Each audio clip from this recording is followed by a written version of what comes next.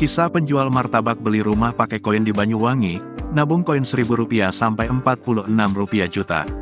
Beredar di media sosial kisah seorang penjual martabak membeli rumah di Banyuwangi, Jawa Timur. Kisah ini dibagikan oleh seorang pegawai perusahaan properti dengan akun @dianajinder di TikTok beberapa waktu lalu. Dalam video pertama yang dibagikan, terlihat seorang pria datang membawa 4 galon berisi uang koin. 3 galon itu terisi penuh, sementara satu lainnya tidak.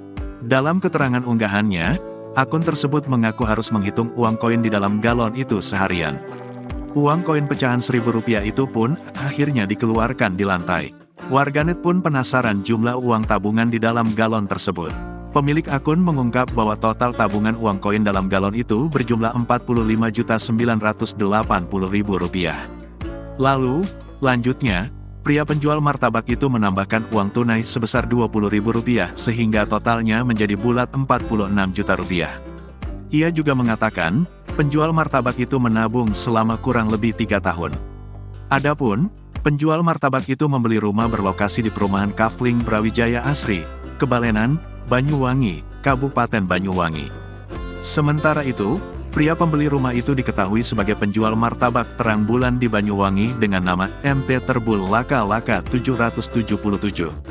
Kini unggahan tersebut sontak menuai sorotan dari warganet.